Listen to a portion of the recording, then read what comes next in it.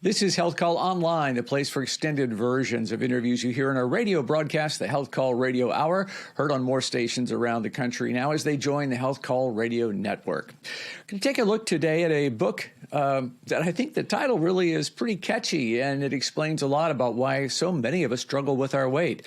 The book is called Nature Wants Us to Be Fat by Dr. Richard Johnson. It says that a certain type of sugar that is just all around us tends to trigger a survival switch, hard-coded into just how we're made, that makes it very difficult to not gain weight in our modern society. So let's jump out to the University of Colorado in Aurora, where Dr. Richard Johnson is a professor. Good to be with you today. Thanks for joining us. Thank you, Lee. It's great to be on your show again. This title, it just caught my attention. Nature Wants Us to Be Fat. Kind of explain that. Give us the big picture on that, will you? It sort of sounds relieving, doesn't it? Yeah. So actually, the big picture is that it turns out that there's a biologic switch that animals turn on to gain weight. And when we studied that, we realized that this is how people gain weight, is they actually trigger a biological switch that normally we try to keep our weight at a very tight level. And, it's actually when that is going, it's hard to gain weight. But when you activate this switch, it becomes very easy to gain weight. So it gives a clue onto what causes obesity. Yeah, and so the problem, I guess, is that the way we eat today and the way we live today, this survival switch is just never turned off. It's on all the time, right? Oh, yes. It's turned on pretty much all the time because of the kinds of foods we eat. Now, you put your finger on a particular type of sugar, fructose. And we're familiar with that, of course, from high-fructose corn syrup, but it also kind of happens naturally. Yeah, so fructose is a carbohydrate. It's a type of sugar. We know it is because it's in high fructose corn syrup, which is added to 70% of the foods that are processed foods. And, it's hard not to find some food with either sugar or high fructose corn syrup in it. Sugar also contains fructose. Sugar is called sucrose or table sugar, but it's actually consists of both glucose and fructose bound together. So our two major sources of fructose in the diet turn out to be added sugars, and they make up about 15% of our diet. So what is happening in my body? What is fructose doing that puts me over the edge and starts adding on the pounds? So fructose is really an interesting nutrient. So, almost all the foods we eat are used to make energy. And we have two types of energy. We have the active energy that we are using when we talk and do things. And so, we have that energy, which when we're eating food, we're trying to make that energy, the energy we use to get around and do things. But there's also stored energy. And stored energy is really fat, because when fat is broken down, it can generate that same active energy. And so when animals hibernate, for example, they'll get really fat in the winter. And then in the winter, when they're hibernating, they're not eating any food and they get their energy from fat. So what makes fructose really cool is it preferentially moves the food we eat into fat. It preferentially turns what we eat into fat, and it does that by a trick. It actually lowers the active energy in the cell, so it actually reduces our energy, and by doing so, it makes us hungry, and then we eat the food to replenish the ATP or the energy, but instead it shunts that energy into the fat. So it's a really unique system. Normally, when you eat food, you're directly making a lot of ATP or energy from that food, active energy. But fructose drops the active energy and shifts the food we eat into fat. So that's what makes it so unique. And your book has a number of different points that I think would be valuable to touch on. One of them is it is not only how much fructose you eat, but how you eat it. So, for example, explain what there is about soft drinks that make them so much more fat-inducing. Yeah, you probably remember a few years ago when there was, an issue about soft drinks, why they should be taxed and not, other kinds of foods. And the industry said, hey, sugar is sugar and high fructose corn syrup is high fructose corn syrup. It's not like it's worse with a soft drink. Wrong. Turns out that soft drinks can cause obesity much easier than solid foods. And the reason is because of that energy thing.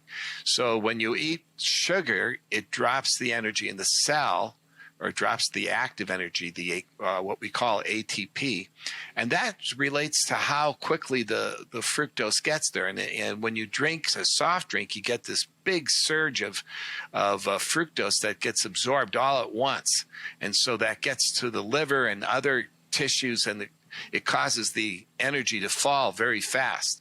If you just sipped a drink, soft drink, I don't want to challenge people to do this because it's very hard to do. But if you sipped it over several hours, it probably would just be a calorie because it wouldn't ever reach the concentration needed to drop that active energy in the cell.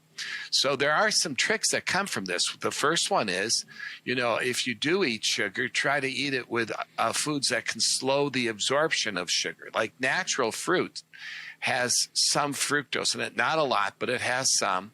But it has fiber and everything that helps slow the absorption. And it has other things like vitamin C, which actually neutralizes some of the effects. So it turns out that natural fruits don't really trigger the switch unless you happen to eat like 100 fruit at once. Yeah. Don't do that, Lee. Anyway, some animals will do that. Like bears will eat thousands of berries to gain weight, and they do that. They get enough fructose that way that it just drops the energy in the cell. But when we eat a natural fruit, that doesn't happen. But if you drink fruit juice, for example, you could theoretically do that because there's so many fruit in one glass of juice, and we tend to drink it really fast, or at least I do. Yeah. And I want to bring this up for moms who think they're doing their kids a favor giving them apple juice. If you read the label, a lot of apple juice has added sugars. And then are we training our children's bodies to store fat by giving them apple juice all the time? I mean, apple juice is pretty much like a soft drink, and I really don't recommend giving lots of juice to children. We found, for example, that fruit juices in children are definitely associated with obesity in childhood. So if you do give fruit juices, give very small amounts. The Pediatric Society recommends like 4 ounces for kids, and I would try to avoid juices. They really are fattening. And we also linked it with the development of food allergies. When you drink fruit juice, it causes a leaky gut, and that allows things like peanuts and shrimp, the proteins in them to get absorbed. And we linked that, and actually were able to show that we could induce anaphylaxis in animals by giving them fruit juice or fructose drink along with like peanuts and so forth in animals that are susceptible to allergies. So let's talk about strategies to get around that evolutionary bug, that ghost in the machine, as they call it. So just is limiting fructose alone going to do that for us? Well, the problem, Lee, is that it isn't just the fructose we eat. We can make fructose as well. And we make fructose from carbs. So it turns out that you do not have to eat fructose or sugar in order to have fructose on board. And the major sources of fructose besides the sugar and high fructose corn syrup we eat is from things like potatoes, rice, cereal, and bread, what we call high glycemic carbs. And it's also driven a little bit by salt. So it turns out that like salted French fries, which don't contain sugar, are really bad. And we always knew they were bad, but now we know why. And so what I do is I think that one of the first things people should do is learn to read labels and try not to eat foods that have a lot of sugar and high fructose corn syrup in it. That's the first rule. And try to avoid liquid drinks because, as we mentioned, liquid sugar is much more potent than solid foods. The second thing is to really cut back on those carbs like bread, rice, potatoes, all the ones that we really like, what we call high glycemic carbs. And I got myself a continuous glucose monitor. They call it a CGM, and they're becoming popular.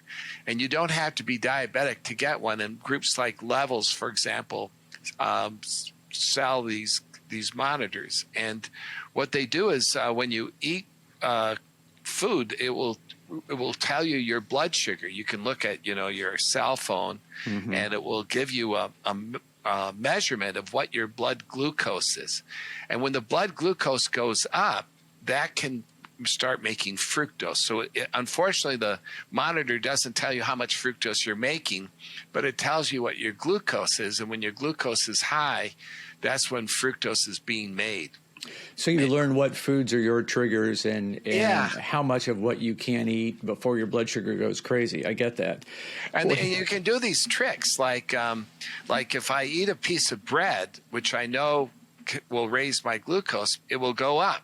But if I put some avocado spread on it, then that slows the absorption and the glucose doesn't go up, and you can eat your bread. There's a trick I heard which does work. When you go out to eat, they bring you the bread basket, and you want to have a piece of bread.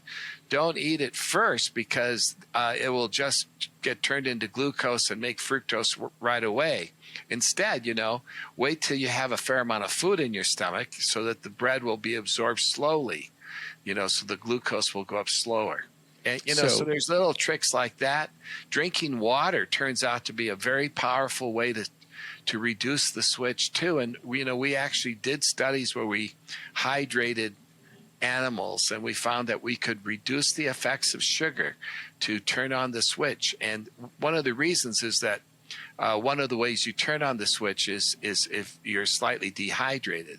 And it turns out that most people who are overweight are dehydrated. It's like unbelievable. No one really knew that, but when they started measuring it, the average person who's obese is like 2 to 10 times more likely to be dehydrated than a lean person. And the dehydration makes you susceptible to making fructose. So if you drink water, that old myth of, drink 8 glasses of water a day and stay lean, that's really true.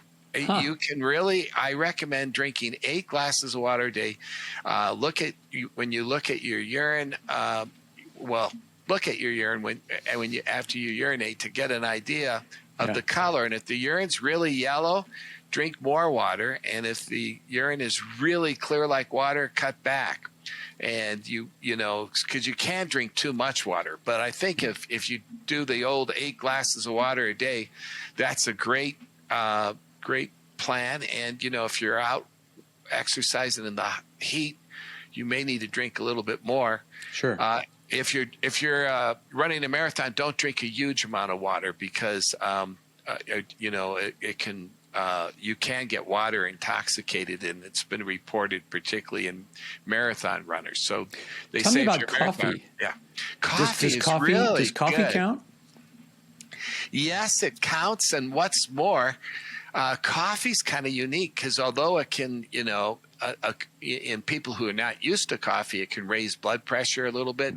For most people who drink coffee, it doesn't raise blood pressure because you get used to it. But instead, if you drink coffee, it reduces your risk for diabetes. And it seems to be that some of the breakdown, when coffee's broken down in the body, it makes some substances that actually protect you from gout and diabetes and even a little bit from obesity, it seems. So I would say that coffee is a great drink. Tea is another really good drink, not sugar tea, but regular coffee and regular tea. And, so those are good drinks. Other things, if you do really want something sweet, a natural fruit's a good choice. Artificial sugars do not cause obesity, but they do kind of keep you addicted to sweets. So I would try not to do artificial sugars drinks unless you're really desperate for something sweet, because it won't cause obesity, but it does tend to make you continue to want sweets. So that's gotcha. So diet colas contribute to that. Yeah. Yeah. So, hey, tell me about what you're saying here. Makes me think that the keto diet fad has some science behind it and works in our favor. It absolutely does. So it's a great way to lose weight, the keto diet, and it does prevent you from making fructose. It's not only preventing you from eating fructose, because when you're on a keto diet, you're not really allowed to eat any carbs. So, and so you can't make a lot of fructose either, because most of the fructose we make is from the carbs we eat. So it's really a great diet to lose weight. Some people can stay on a low carb or keto diet long term, and others find it very, very difficult. So I prefer, personally, I use the low carb or keto diet when I want to lose weight. But when I'm at my normal weight, or the weight that I want to be at, then I lighten up and I allow myself to eat some carbs. I even will occasionally have cake on my birthday or something. Say it ain't so. Yeah. Say it ain't so. Say it ain't so, Joe. But yeah, so I think that I don't want to demonize these foods, but I do like potatoes, but I try to eat very small portions, and I think that will help everybody. We're eating too much of the high glycemic carbs and too much of the sugar, and we're putting too much salt in foods, and the worst are the processed foods, right? I mean, sure. if you want to eat a lot of salt and sugar, go get something that's really been processed a lot. They add it, they inject the foods. They'll inject it with salt to make it look bigger. Then you put it on the grill and it shrinks up and it shrivels up because the water comes out. So so there is science that says, particularly for the elderly, carrying a little extra weight, a little fat is supportive, because if I do get into a situation where I face a health challenge, my body has some reserves. Yeah. So I can be a little overweight and still be healthy. Is that one of the messages from your book? Absolutely. Actually, people who are slightly overweight, when you get to be like 65 to 70, they actually tend to live longer. And if you have any kind of significant health condition, heart disease, cancer, or anything like that, you do better to be a little bit overweight, for sure, at all ages. So obesity was really meant to aid survival. Animals always carry a little extra fat, and because of the occasional times when they may unexpectedly run out of food, and we also need some fat. In pregnancy, women need extra fat to help with the baby. And all of us need a little bit of fat. And we may look better with, if you get rid of a lot of the fat, you may look a little bit better. But if you have a sudden illness or something, you can get really sick. You start breaking down the muscle at that point. So you want to preserve your muscle when you get sick, and have your fat burned first. And so it's good to have a little fat aboard. And if you have a significant illness, it's been shown that you do better with a little more. Okay, let's wrap things up with a key takeaway from your life. What do? You just told us you try to eat the low-carb products and you manage the keto diet, but is there another superpower that you have from all the knowledge, all your research, all the papers that you've written? Yeah, so the power of water is just underrated. When you see those people running around with their bottles of water and they're really skinny and they always look healthy, and it's real. So you know what I do? I try to drink a glass of water before each meal. And it's actually, you get more gain if you drink it before the meal than after the meal. If you drink water before you eat salt so you never get thirsty, you're not activating the switch. But if you eat something salty and then you're thirsty and then you drink the water, you're trying to catch up. So what I do is I drink a glass of water before each meal. I try to drink some water in the mid-afternoon, in the mid-morning. I don't drink water right before I go to bed because I know that if I do, I'll wake up at 3 in the morning. Right. And I drink a lot of coffee. You see this? This is coffee. And right. I have at least 2 cups a day. Man, you just made my day with that one, I'll tell you what. That is Dr. Rick Johnson. He is the author of the book, Nature Wants You to Be Fat. I recommend that you give it a good look. It'll change the way you think about what you put in your mouth. Doctor, thank you so much. Thank you, Lee.